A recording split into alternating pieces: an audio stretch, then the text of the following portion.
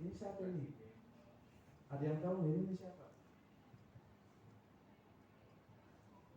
Mang Ari kan? Tahu Mang Ari? Saya itu di ATS dulu sering nongkrong di warung Mang Ari ya. Apa jangan-jangan ini Mang Ari? Maksud Mang Ari ini bukan, bukan Mang Ari ya ini ya. Ini Nelson Mandela. Nelson Mandela itu seorang pejuang politik anti rasis. Waktu itu dia dihukum karena terlalu vokal melawan pemerintahan yang pro terhadap kulit putih. Namanya politik apartheid, politik yang membeda-bedakan ras kulit. Kalau ada orang kulit hitam masuk WC, WC-nya diberi khusus. Ini WC kulit hitam, ini WC kulit putih, beda. Duduk di kantin kursinya nggak sama. Ini kursi kulit putih, ini kursi kulit hitam. Jadi semuanya berbeda. Jadi yang merasa kulitnya hitam tolong di dia melawan, kata dia melakukan perlawanan. Sampai akhirnya ditahan. Dia bikin buku, ikut-ikutan saya dia bikin buku. Long Walk to Freedom, perjalanan panjang menuju kebebasan. Di situ dia bilang, ketika keluar dari penjara, seandainya tidak ada puisi, maka hidupku waktu di tahanan itu akan merasa sepi, dan aku dikuatkan oleh puisi. Begitu keluar, dia terpilih jadi presiden yang dulu pro kulit putih justru dirangkul. Dan sekarang Afrika kemarin jadi tuan rumah Piala Dunia. Apa hubungannya sama ini? Sebenarnya nggak ada hubungannya, kenapa? Wah semua, tapi nggak ada hubungannya. Nah inilah eksekutif. Jadi saya hendak menjelaskan bahwa tadi kan ada trias politika. Ini kata Tasa trias hotel. Jadi trias politika. Trias politika itu terdiri dari eksekutif, legislatif, dan yudikatif. Eksekutif, panjangnya. Kalau Anies sih sedikit kan 4 panjang. Jadi nggak usah. Jadi dulunya begini, pemerintahan itu kalau kita ingat teman-teman dulu di era sebelum munculnya era pemerintahan modern, dulu itu kita kenal dengan era yang dinamakan dengan monarki, dan era tersebut dibentuk hasil dari kontrak sosial.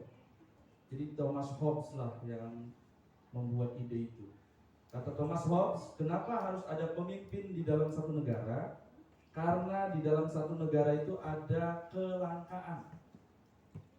Emas terbatas, sumber daya terbatas. Dari kelangkaan itu nanti muncul persaingan. Dari persaingan itu nanti muncul kecurigaan. Dari kecurigaan itu nanti muncul keinginan untuk menang. Makanya dia bikin teori Homo homini lupus. Manusia adalah serigala bagi manusia lain. Dan itu nggak akan bisa diatasi seandainya nggak membentuk pemimpin. Kontrak sosial lah dibentuk pemimpin. Disepakati di ruangan ini ditunjuk Rizky sebagai pemimpin. Tunjuk Rizky. Dan pada waktu itu Rizky memegang 3 kekuasaan sekaligus, eksekutif, legislatif, dan yudikatif. Yudikatif tuh istrinya ini Pak Katib. Yudikatif. Jadi gini, karena waktu itu dia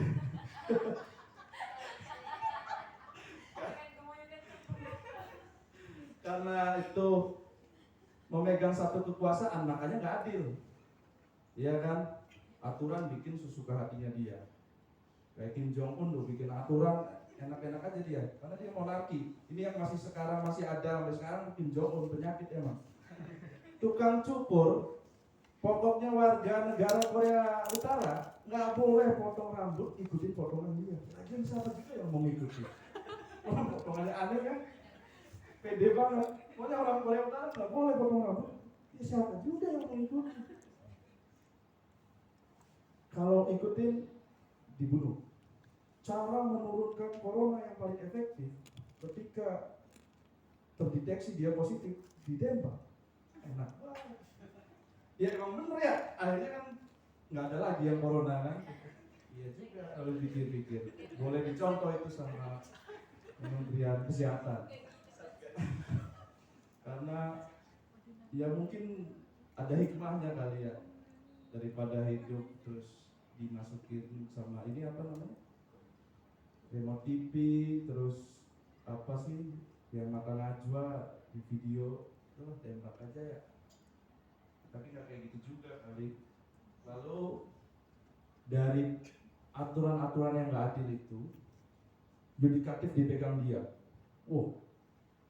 Giliran anaknya berantem, ya kan, dihukum yang lawan anaknya tuh hukuman berat. Kalau yang nyuri temennya ringan. Wah, makanya kata Montesquieu itu dulu kecilnya talun di Prancis pas gede di talun Plumbon itu. Sekarang dikenal orang Prancis, dulu orang talun. Jadi dia sumber Anis emang. Dulu kecilnya di talun itu bareng sama ini siapa namanya, Mang Ari. Nggak adil. Penguasa bikin aturan sendiri, penguasa bikin memutuskan sendiri, melaksanakan sendiri, enak sekali. Dan itu pernah terjadi di Indonesia kalau teman-teman ingat, di era-era kerajaan, era kesultanan pada waktu itu. Coba siapa yang bisa, ya kita masih bisa melihat lah bagaimana sisa-sisa kejayaan itu yang sampai hari ini. Kan nggak bisa kita mengakses untuk jadi pemimpin pada waktu itu. Kita juga nggak bisa mengakses untuk jadi misalkan salah satu bagian dari pemerintahan. Karena kita siapa? Iya kan? Megang aja salah, bisa kayak gini. Mau jadi pemimpin, kan? Ini apalagi kayak Yonglek. Jadi gitu. Lalu kemudian kata Montesquieu, kita bagilah kekuasaan ini supaya adil. Eksekutif yang disebut dengan presiden itu hanya diperbolehkan melaksanakan undang-undang. Tapi undang-undang itu yang bentuk masyarakat umum melalui legislatif, melalui perwakilan. Lalu ketika ada yang melanggar aturan itu, yang mengadili bukan eksekutif, bukan legislatif, tetapi yudikatif, sebuah badan yang independen dan imparsial. Dia adil dan gak memihak. Diputuskan oleh Montesquieu. Inilah pemisahan yang sesuai. Dan kemudian sampai hari ini teori ini dipergunakan. Dan teori ini dipergunakan bahkan sampai pada tingkatan yang paling kecil di SEMA FITK.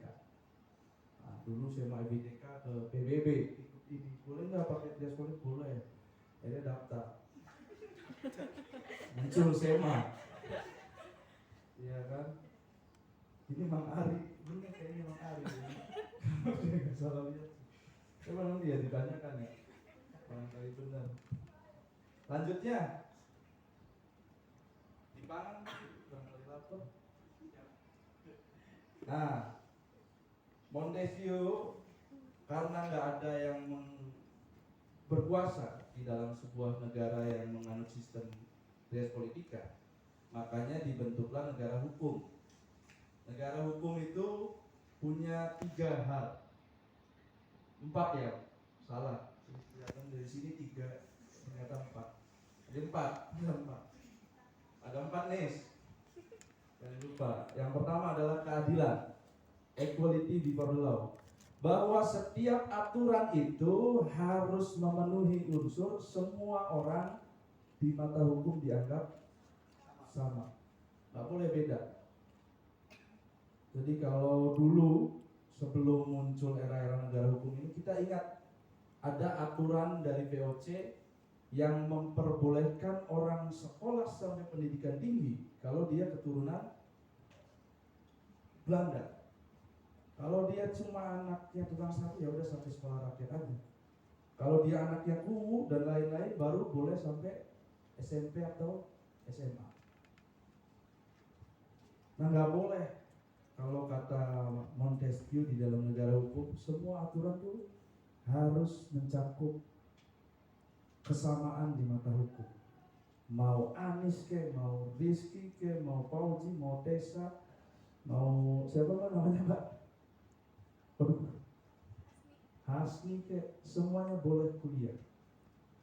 Makanya ketika Indonesia merdeka dengan pendidikan dengan republiknya itu menghapuskan undang-undang model seperti itu. Semua masyarakat boleh sekolah, bahkan diwajibkan 9 tahun. Dulu ada kasta-kasta kalau ingat. Sudra, Waria, Brahmana. Oh, kalau yang melakukan kesalahan Brahmana enggak dihukumnya enggak ini. Kalau ksatria begini, ya Sudra mah dibedakan lah. Kalau mau masuk ruangan tuh ya di sinilah. Nah, Brahmana di sini. Buka sepatu. Anies makan nggak boleh paling banyak. 2 aja roti, itu juga sari roti. Kalau Fauzi roti Mang Ari yang mengambil dari depan, Mang gitu kan, itu nggak boleh. Sekarang mau siapapun orangnya, kalau dia melakukan tindakan yang melawan hukum, kena aturan yang sama. Bahkan legislatif pun, dia yang membentuk undang-undang ITE, dia yang membentuk undang-undang tindak pidana korupsi. Ketika dia melakukan pelanggaran atas undang-undang tersebut, dia juga dihukum atas aturan yang dia bentuk juga. Itu equality before the law, mengikat pada semuanya, bahkan pada pembuatnya. Lalu yang kedua, supremasi hukum. Maksudnya gimana supremasi hukum? Segala macam persoalan itu harus diselesaikan dengan jalan hukum. Fauzi sama Rizky rebutan cewek di Facebook rame, ya kan? Apa sih Ji? Udah kopiah aja sombong gitu kan? Nyerang kopiah. Nah terus dilaporkan, bukannya dilaporkannya, malah berantem. Akhirnya muncul kan delik pidana baru, penganiayaan.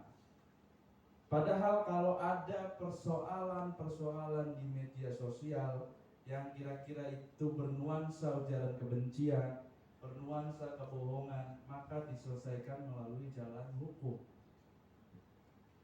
Sekarang kita lihat begitu banyak kejadian-kejadian model seperti itu. Orang nagih hutang ya harusnya datang ke rumah, nulis di Instagram, akhirnya dilaporkan, pencemaran nama baik. Orang harusnya melaporkan apa lagi sih? Pencurian, ya kan? Misalkan handphone dicuri, malah digeruduk. Saya tahu kamu yang curi HP, dipukulin. HP-nya nggak dapat, malah masuk ini penjara karena mukulin. Jadi supremasi hukum maksudnya itu penyelesaian segala macam persoalan di negara hukum harus melalui mekanisme hukum yang berlaku. Jadi kalau bikin aturan, bikinlah aturan itu ruang-ruang bagaimana penyelesaian secara hukumnya. Makanya kalau dalam kontrak, teman-teman juga dibaca, kalau dalam kontrak pasti di akhir itu akan ditulis kalau ada persoalan maka penyelesaian ini akan diselesaikan melalui pengadilan di mana kontrak itu dibikin. Pasti seperti itu. Itulah supremasi hukum. Lalu yang ketiga, kemanfaatan konstitusi. Nah, ini yang paling penting. Setiap negara punya nation right sendiri, aturan hukum sendiri yang berdasarkan pada konstitusi. Di Arab Saudi kita tahu berdasarkan Al-Quran dan Al-Hadis konstitusinya.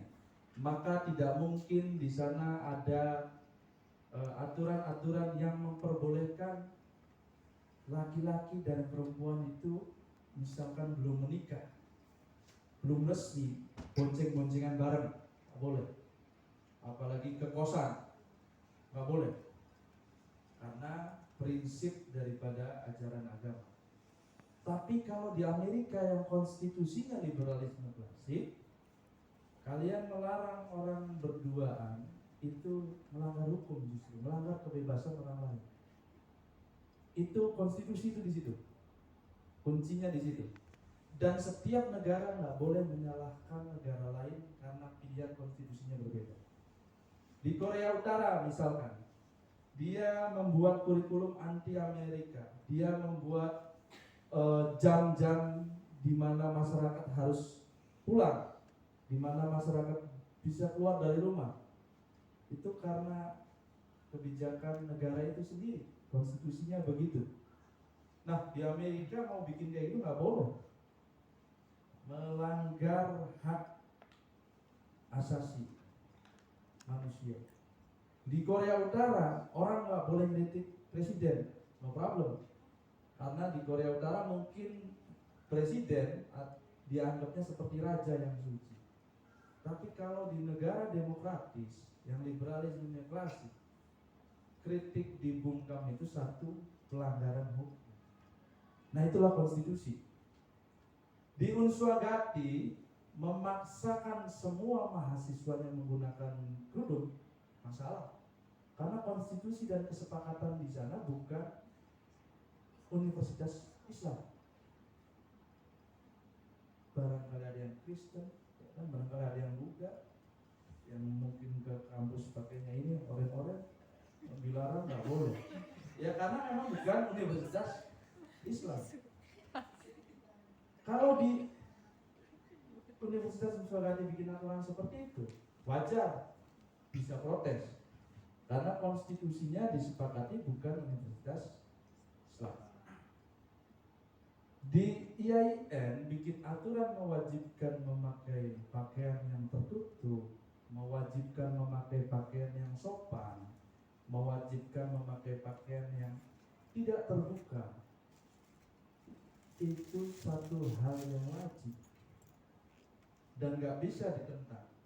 Nah, kecuali seandainya misalkan ada nyeleneh, memperbolehkan mahasiswa tidak pakai kerudung dan rok pendek, pasti diprotes karena ini adalah universitas Islam. Itulah konstitusi. Sederhananya kita masuk pada lingkup yang paling kecil. Kalau datang ke kampus IAIN mau gaya misalkan Anis, tadi malam lihat film Korea kan, rambutnya dicetin, dimarahin melanggar HAM. Ya emang ini kampus Islam, nggak boleh Anis pakai kerudung yang rapi, sayang, suaranya yang benar. Enggak, Pak, saya kan anak nakal yang ingin sukses. Anis, makanya harus ditunjukkan kenakalannya. Oh enggak, itu konstitusi ya, bisa dipahami Jia. Ini yang paling dasar sampai ke yang paling bawah. Termasuk juga di kelas. Misalkan saya dosen ngajar, lalu saya bikin peraturan. Kalau di kelas saya bebas, nggak ada jam untuk mereka masuk ke kelas. Jam berapapun silakan masuk. Dan kemudian semuanya jadi pada nggak masuk. Tahu-tahu kayak gini ikut aturannya Pak Amir aja. Nah ternyata di kelasnya Pak Amir atau Pak siapa, ternyata 15 menit kalau terlambat nggak boleh masuk. Nah aturan itu hanya berlaku di kelas itu. Begitu kelas yang berbeda, dia punya konstitusi dan aturan yang berbeda juga. Misalkan di kelas yang lain ya, main HP, HP-nya disita buat bapak, iya kan? Tapi nggak bisa berlaku misalnya Pak di kelas ini aturannya kayak gini Pak, masa di kelasnya bapak HP-nya diambil, nggak boleh. Nah, itulah perbedaan dari yang paling kecil. Di ruang kelas aja beda-beda, ya kan? Dan mahasiswa kadang-kala memang mencari yang paling mudah. Waktu saya nyuruh pakai Zoom nggak ada kuota, pakai WA aja Pak. Giliran pakai WA ngechat nggak ada yang balas. Ampun bener. Itu gimana penyelesaian kayak gitu tuh? Offline yang datang 3, pakai Zoom kuota nggak ada Pak, terbatas. Tapi malam-malam pada share untuk nonton Korea. Ya udah, WhatsApp aja WhatsApp. WhatsApp, selamat pagi, silakan di absen muncul. Materi hari ini adalah ini, silakan ada yang mau ditanyakan, kosong. Itu gimana sebenarnya? Ini problem ini. Giliran Zoom buka kamera, kamera rusak semua. Kok rusak bisa banget? Tapi sebagai dosen di Universitas Islam, maka yang saya kedepankan adalah husnuzon. Mencoba untuk berpositif thinking. Siapa tahu memang kenyataannya seperti itu. Nah, yang terakhir adalah HAM. Jadi ada hal yang harus dijaga. Jadi setiap aturan itu idealnya ya, kita harus membedakan hak asasi manusia secara universal dan hak asasi manusia menurut keyakinan negara. Berbeda. Kalau yang universal ya tadi kebebasan berbicara, berpendapat dan lain-lain. Tapi kalau yang negara itu dia punya kepentingannya masing-masing yang berbeda. Ini mau kemana ini? Izinkan Pak. Nyanyi dulu. Ya udah, hati-hati. Salam ya.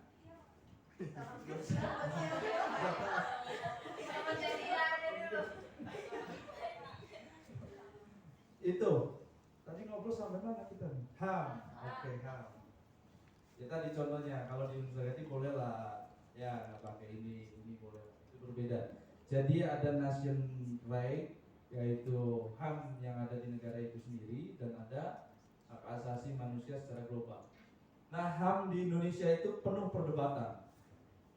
Dulu ada founding mother yang namanya Maria Ulfa mengatakan kita harus mengadopsi prinsip equality, fraternity, dan liberty dari Prancis.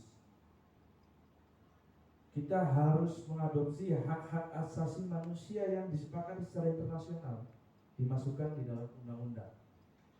Sumpomo nggak setuju.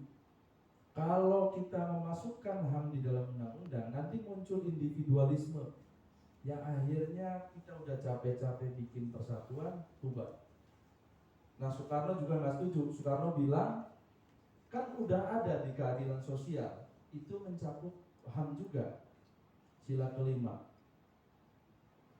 keadilan sosial itu distribusi kesehatan, distribusi pendidikan, distribusi tadi orang boleh memilih secara politik, distribusi berbicara dan lain-lain. Nggak perlulah ditulis. Kalau terlalu ditulis nanti pada rewel, terus individualistik, munculnya ego masing-masing pribadi. Nah, akhirnya ditengahi itu adanya di pasal 28. Pokoknya setiap pasal 28 di Undang-Undang Dasar itu semua isinya mengenai hak asasi manusia. Oke, lanjut. Nah, prinsip dari setiap aturan itu harus hierarkis. Ini yang perlu ditekankan. Hierarki. Dia harus berjenjang. Jadi nggak boleh ada undang-undang yang bertentangan dengan Undang-Undang Dasar 45, karena nanti bisa digugat di Mahkamah Konstitusi. Nggak boleh ada peraturan pemerintah yang bertentangan dengan undang-undang, karena nanti bisa digugat di Mahkamah Agung. Jadi pada prinsipnya setiap aturan itu berjenjang dan hierarkis, termasuk aturan yang ada di SEMA. Dia harus mengacu kemana dulu cangkulan atasnya itu. Dekan, dari dekan ke rektor, warek, lalu naik ke dirjen. Selalu kalau mau bikin aturan, mengingatnya susunannya itu. Gak bisa bikin aturan sendiri. Misalkan SEMA di sini mewajibkan adanya UKM modern dance. Wah, Rizky kan senang modern dance itu. Gak bisa, gak boleh. Atau boleh kalau di sini tadi kalau lagi rapat harus lepas jilbab, boleh. Jadi aturan-aturan itu harus berjenjang, hierarkis. Misalkan di atas mengatur asas yang harus digunakan adalah Pancasila, ya maka dalam setiap misalkan ada HMJ atau ada apa ya Pancasila. Turunannya jelas dari mana? Dari Kemenkumham. Susunannya kan selalu begitu. Dari dirjen, dari aturan mengenai Kemenkumham terkait dengan organisasi, lalu naik ke Undang-Undang Dasar sampai ke bawahnya ke persoalan SEMA. Hal-hal itu hierarki perundang-undangan. Pernah ingat ada aturan terkait apa sih yang pernah digugat? Kolom KTP. Kolom KTP itu dulu hanya mewajibkan 6 agama yang terdaftar. Islam, Kristen, Katolik, Protestan, Hindu, Buddha, dan Konghucu. Nah, kalau nggak ada itu, nggak bisa dicantumkan di kolom itu dan kerugiannya besar. Dia nggak bisa dapat bantuan, dia kalau mau menikah kesulitan, dan lain-lain karena nggak KTP-nya nggak jelas, strip. Makanya protes aliran kepercayaan itu, digugatlah ke MK bahwa aturan ini tidak adil karena tidak sesuai dengan Undang-Undang Dasar yang mengamanatkan bahwa aliran kepercayaan adalah bagian juga. Makanya disetujui, kemudian kayak Sunda Wiwitan, kayak Kejawen, dia boleh sekarang ditulis. Baduy boleh ditulis kalau mau punya KTP, supaya nanti pencatatan ketika mereka menikah mudah. Kalau mereka ke pengadilan jelas agama, kalau mereka kemudian harus ngurus-ngurus rumah jelas, termasuk ngurus kuliah atau mau kredit di warung Mang Ari, di gorengan. Lanjut. Waduh. Nah, ada asasnya ketika bikin aturan itu. Yang pertama harus jelas tujuannya. Kalau nggak jelas, ngapain nih bikin aturan? Jadi jelas dulu tujuannya apa. Jadi dia harus punya sesuatu yang memang strategis. Nah, itulah yang harus dimiliki SEMA. Apa yang memang sedang dibutuhkan pada hari ini oleh mahasiswa-mahasiswa, dia harus jelas tujuannya apa. Jangan sesuatu yang kadang-kala nggak penting, nggak dibutuhin, dibikin. Harus jelas tujuannya apa. Yang kedua, kelembagaan atau pejabat pembentuk yang tepat. Yang tepat membentuk aturan di dalam Trias Politika di kampus ya SEMA. Dema itu hanya bisa bikin aturan pelaksana, atau kalau dalam ini ya mungkin pedoman. Pasal-pasalnya dijelaskan oleh SEMA, dia bikin pedomannya untuk mempermudah. Apa sih di bawahnya Dema itu HMJ berarti ya, untuk mempermudah HMJ melaksanakan tugas. Yang kedua, kesesuaian. Nah, tadi hierarki yang dimaksud. Jadi aturan nggak boleh bertentangan dengan undang-undang yang di atasnya. Dapat dilaksanakan. Aturan tuh harus bisa digunakan dan bisa dilaksanakan. Kalau nggak bisa dilaksanain sih buat apa bikin aturan?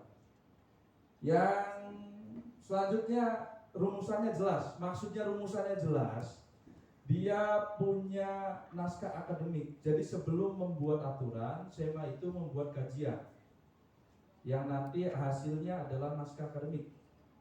Dari kajian itu kemudian diterjemahkan menjadi aturan. Dari aturan yang sudah diterjemahkan dari naskah akademik kemudian dirapat dengar pendapatkan. Gimana nih masyarakat, SEMA mau bikin aturan ini, setuju nggak? Berapa? Pasal itu dikurangi, dihapus. Harusnya ditambah aturannya ini, pasalnya. Harusnya ini redaksinya diganti, kalimatnya jangan kayak gini, karena nanti membuat kerancuan. Dari rapat pertama diterima, semuanya disusun ulang, diambil yang terbaik, dirapatkan lagi untuk merumuskan pengesahannya. Jadi dirumuskan penetapan bahwa inilah pasal yang disepakati. Lalu ditawarkan lagi, disahkan mungkin melalui wakil dekan. Dan yang ketujuh tadi, prinsip keterbukaan. Harus aspiratif, minimal diwakili oleh apa berarti di sini? BEMA, HMJ dan KOSMA mungkin ya. Nah itu harus hadir semua. Harus ada bahasa 2/3 dan itu wajib. Kalau sampai misalkan ada 3 kali undangan tidak hadir, ya harus tetap bisa dilaksanakan. Misalkan begitu ya. Karena kan bisa jadi nanti pada walkout nggak ikut semua, enggak. Jadi harus hadir selama sudah diundang dan selama undangan itu telah 3 kali diterima dan dia tetap memilih tidak hadir, maka tidak diwajibkan forum 2/3. Bisa dilaksanakan misalkan oleh SEMA forum tersebut. Nanti ke depan akan sangat mengasihkan, segala macam kegiatan yang dilakukan oleh SEMA adalah kegiatan yang nanti muaranya aturan yang maslahat bagi mahasiswa. Itu. Lanjut, kayaknya di sampai sini aja ya. Ini tadi perencanaan, penyusunan, pembahasan, pengesahan dan pengundangan. Nanti bisa ditampilkan di slide yang pernah saya kirimkan di Fauji, gambar ininya Ji. Nanti untuk diperjelas. Kayaknya kalau sampai nanti yang panjang itu udah teknis, udah sistem ketatanegaraan. Karena materi ini sebenarnya materi yang saya pakai kalau di Bawaslu kabupaten kota mereka mau buat perbawaslu. Karena ini kan di SEMA, jadi udah mestinya cukup. Nanti kalau udah naik jadi komisioner Bawaslu baru ketemu lagi selanjutnya. Jadi bersambung ceritanya. Ya. Jadi sekarang sampai sini, wah waktu juga ternyata udah sejam saya ngomong, nggak sadar karena melihat Anis yang begitu bersemangat, jadi ceria. Ini mbaknya siapa? Yang belum merah? Tia, ada Tessa juga, luar biasa. Saya kayaknya satu-satunya pemateri yang hafal semua pesertanya ya. Jarang pemateri yang hafal pesertanya karena biasanya banyak. Ini halo semuanya ada di sini. Sekian dari saya. Subhanallah bil khairi wal barakati wa najah. Wallahul muwaffiq ila aqwamit thoriq. Wassalamualaikum warahmatullahi wabarakatuh. Waalaikumsalam warahmatullahi wabarakatuh.